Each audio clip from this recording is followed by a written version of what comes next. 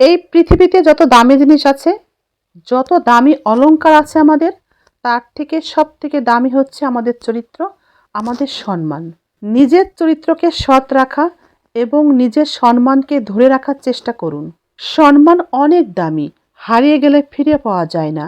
তাই সামান্য একটু লাভের জন্য নিজের সম্মানটা অন্যের হাতে তুলে দেওয়া উচিত নয়।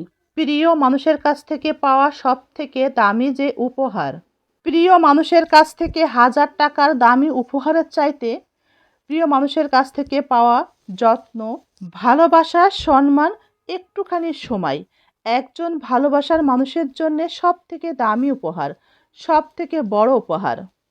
মনে রাখবেন, আপনার সাথে যা কিছু এখন আছে, কোনো কিছুই আপনার মৃত্যুর সময় আপনার সাথে কিন্তু যাবে না। আপনার সাথে আপনার এখন যা কিছু আছে, আপনার মৃত্যুর সময় আপনি কিছুই নিয়ে যেতেও পারবেন না। তাই কিসের এত অহংকার? একজন মানুষকে ধ্বংসের দিকে নিয়ে যায় তার অহংকার।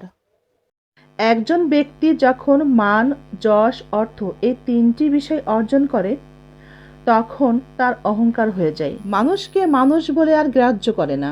এই ব্যক্তি ভুলেই যায় তার থেকেও শক্তিশালী কিছু একটা এই পৃথিবীতে আছে, সেটা হচ্ছে সময়। সময় চাইলেই তাকে টেনে হেঁচড়ে যখন তখন নিচে নামাতে পারে।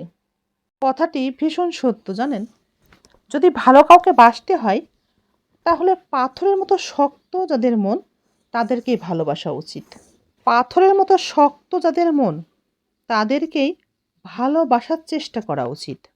ভালো যদি কাউকে বাসতেই হয়, তাহলে আসলে তাকেই ভালোবাসুন, যার মনটা ঠিক পাথরের মতো শক্ত।